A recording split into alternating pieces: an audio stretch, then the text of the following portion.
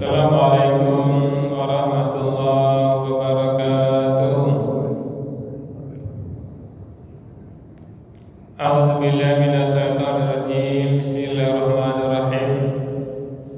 Alhamdulillahirabbil alamin. Asyhadu an la ilaha illallah wa asyhadu anna Muhammadan abduhu wa rasuluhu la nabiyya ba'dah. Allahumma shalli ala sayyidina Muhammad wa ala ali sayyidina Muhammad. Ibadallah, ittaqullah haqqa tuqatih wa la tamutunna illa wa antum muslimun. Wa qala ta'ala fi kitabil karim, a'udzu billahi minasyaitonir rajim. Bismillahirrahmanirrahim. Wa la talbisul haqqa bil batil wa ta'tumul haqqa wa antum ta'lamun. Sadaqallahul azim.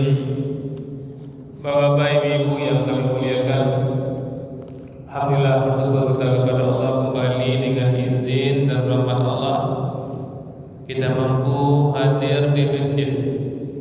Alhamdulillah kita sudah hadir sebelum azan dikumandangkan. Mudah-mudahan Bapak Ibu hadirnya kita di masjid ini benar-benar tercatat di sisi Allah Subhanahu wa taala dan kita semua mendapatkan pahala terbaiknya. Amin ya Allah, amin ya rabbal alamin. Bapak Ibu, sebelum kami sambung pengajian kita setiap Kamis menjelang azan zuhur dikumandangkan, kita akan melihat hikmah dan pelajaran dari ayat suci Al-Quran. Sebelum itu kita sampaikan, kami ingatkan kepada diri kami dan kita semua Bapak Ibu, sekarang kita berada di hari yang penuh berkah, yaitu hari Arafah di 9 Zulhijjah, di mana apapun yang kita kerjakan pahalanya dilipat gandakan. Di antaranya puasa, luar biasa fadilah puasa di 9 Zulhijjah ini, dihapuskan dosa kita yang lalu, setahun yang lalu, dan setahun yang ke depan dihindari kita untuk berbuat dosa. Maka ulama menerjemahkan dihapuskan dosa setahun yang lalu dan dihapuskan setahun yang akan datang. Kok bisa pula setahun yang akan datang dihapuskan? Allah punya banyak cara. Kalau kita serius berdoa, berniat untuk puasa dan berniatkan dapat fadilah itu, Allah hijab kita untuk melakukan dosa setahun yang akan datang. Makanya rugi kalau kita tidak berpuasa hari ini.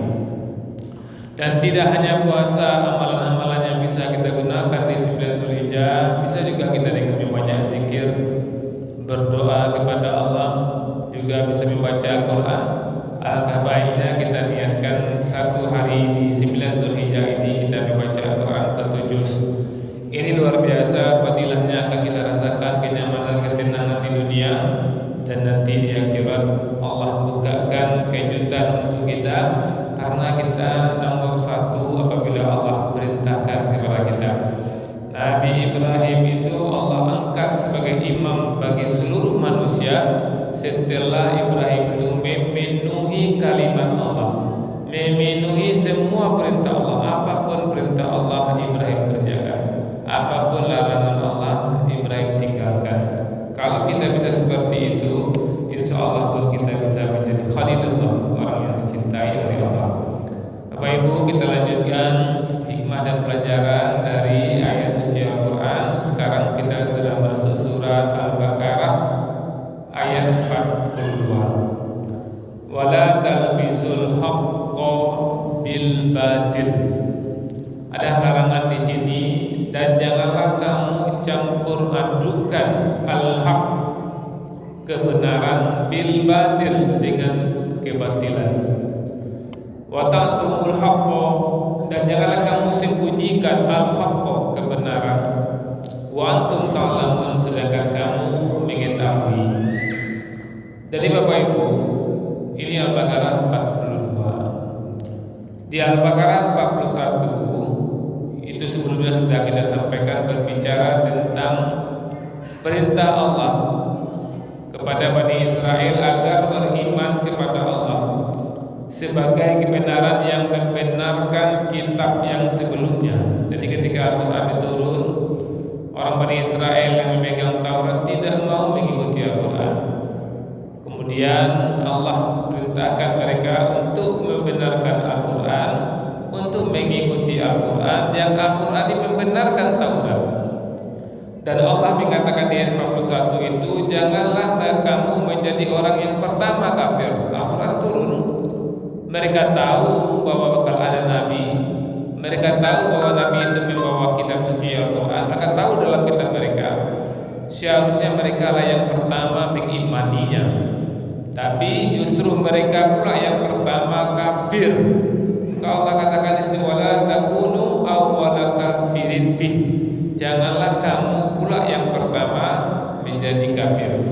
Itu di ayat 41. Dan di ayat 42-nya Allah mengatakan, dan janganlah kamu campurkan yang kebenaran dengan kebatilan. Hikmah apa yang bisa kita ambil Bapak Ibu? Karena memang itulah kajian kita setiap Kamis ini, kita melihat hikmah dan pelajaran dari suci Al-Quran. Dan suci Al-Quran ini bertaburan hikmah. Di antaranya hikmah yang bisa kita ambil di ayat 42 ini, kebenaran tidak boleh dicampur dengan kebatilan. Itu penting kita. Maka jangan pernah ada kita melakukan sesuatu bercampur antara yang benar dengan yang salah. Pernikahan itu benar, menikah cara Allah itu benar. Maka ketika menikah cara Allah yang benar, jangan kita campur adukan dengan perbuatan-perbuatan yang batil.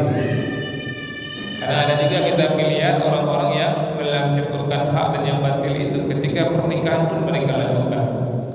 Kemudian bagi penceramah, bagi ustaz-ustaz, bagi siapa saja yang aktif di media-media sosial yang sering membagi-bagi, niatnya membagi kebaikan, tapi kalau dia tidak hati-hati justru dia menyebarkan hoax berbumbu agama. Banyak itu Bapak Ibu yang kita lihat kan, kita lihat di HPA kita. Coba baca ini 10 kali baca, kirim ke 100 orang. Kalau kamu kirim ke 100 orang, kamu akan dimudahkan rezekinya. Kalau kamu tidak kirim, maka penyakit akan datang padamu.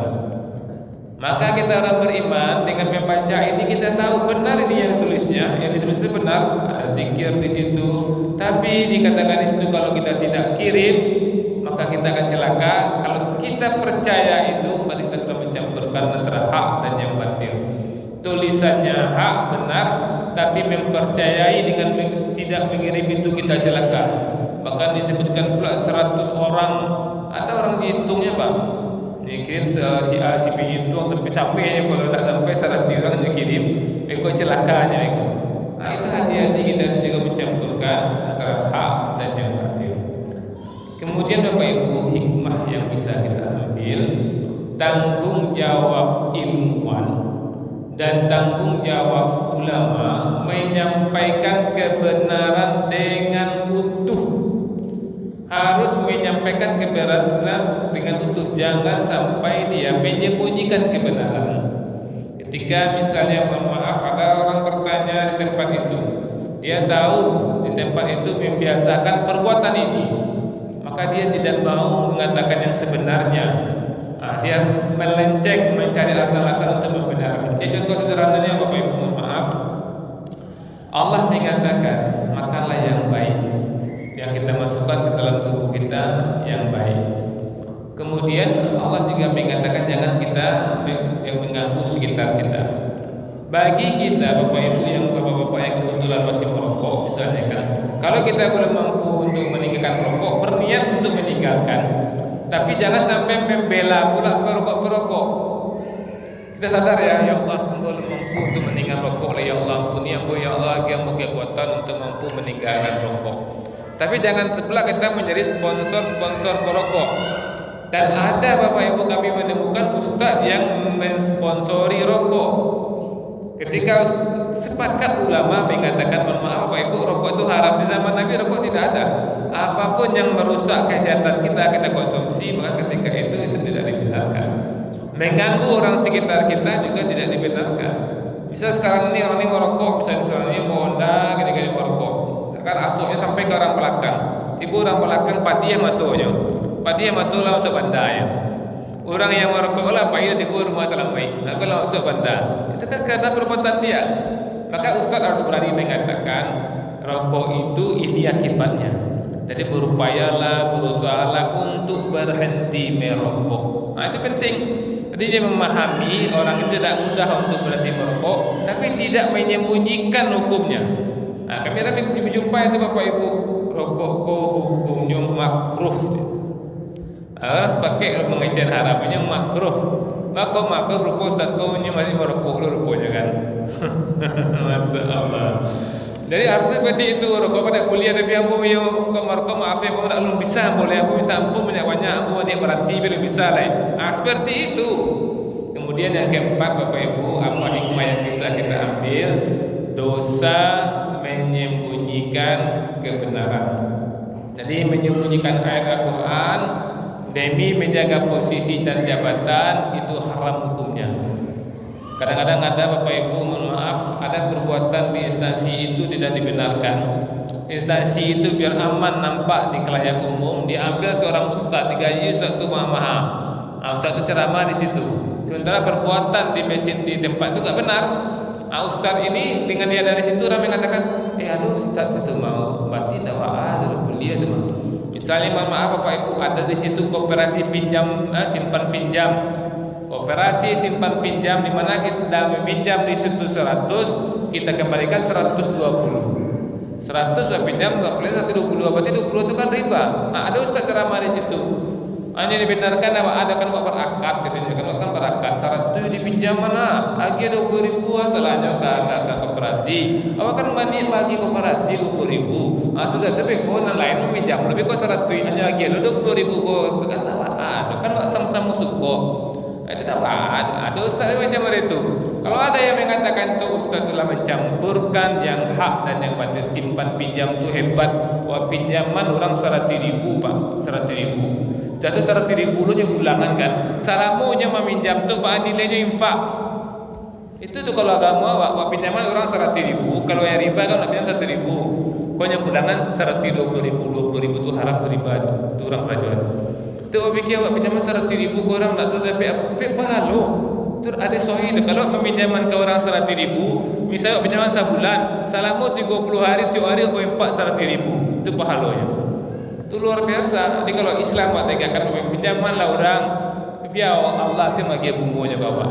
Allah magi lapunya kawan. Baca lapunya sehat-sehat siapa dalam melapangkan orang, siapa yang melapangkan orang lain, Allah akan melapangkan dia. Kemudian Bapak Ibu, hikmah apa yang bisa kita ambil? Ilmu harus diiringi dengan amanah. Jadi guru agama yang menyampaikan ilmu sesuai dalil bukan karena tekanan.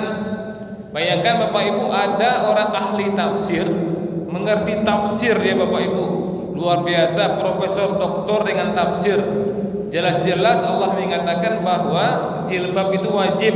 Sepakat seluruh orang nak mengerti tafsir, orang nak mengerti bahasa Arab, sepakat masuk pakai jilbab itu wajib. Tak boleh padusi nampak rambut seperti ala. Tak sah ihramnya kalau nampak rambutnya. Ada yang ahli tafsir tu mengecek ada tu budaya. Itu budaya Arab, yang penting lahir rapi awak, lahir tersebut. Ulama-ulama dulu ibu-ibunya tak ya pakai jilbab dah je. Jadi dia membenarkan. Kenapa? Karena ada dari keluarganya yang belum sempurna berhijab. Karena bagian dari keluarganya belum sempurna berhijab, dia menutupi kebenaran. Maka hati-hati kita Bapak Ibu. Sengaja Allah sebutkan di sini, jangan kamu campur adukan yang batil dengan kebenar, dan jangan kamu sembunyikan kebenaran. Kemudian Bapak Ibu, apalagi yang bisa kita ambil hikmah dari ayat ini? Kita pasti dihisab sesuai ilmu yang kita tahu. Ya, hati-hati Bapak Ibu, ketika kita mengatakan yang tidak benar, itu dihisab. Bukannya hati-hati kita. Kalau seandainya kita melihat ada orang misalnya Bapak Ibu belum mampu bisa meninggalkan perbuatan jahat, jangan bangga aja perbuatan. Dan kalau bisa bersembunyilah kita ketika berbuat jahat itu. Kalau tidak bisa gitu. Kami pernah, mohon maaf Bapak Ibu, pernah orang kakadai ini pakai jubah, pakai kalau lama kejadian tuh, pakai jangkui, ini mau rokok. Tu apa yang kau sak palu aja kan? Dia mohon maaf, aku pakai Rasulullah. Nah, ada kalau kau mau rokok, dia menyuruh Kalau kau nak ganti baju sebentar, buka baju kau dulu, amar kau dah lah. Tapi kau nak menyuruh ancak, kurang rancak Rasul cari ada anak-anak pakai jubah, tapi merokok kurang bagus Rasulnya. Rasul pakaian kau pakaian Rasulullah kan? Iyo, mungkin Rasulnya memang merokok. Itu nak mungkin zaman Rasulullah tak ada rokok. Ya mungkin Rasulullah memasukkan sesuatu yang membuatnya batuk, membuatnya sakit kan mungkin kan? Anak mungkin aja lo pakai. Kalau pakai Rasulullah kau, tolong juga akhlak Rasulullahnya pakai sekali. Mungkin itu saja Bapak Ibu, kalau yang salah sampaikan mohon dimaafkan. Kita sama-sama berniat berubah. Mudah-mudahan ampuni kita. Banyak maaf. Assalamualaikum warahmatullahi wabarakatuh.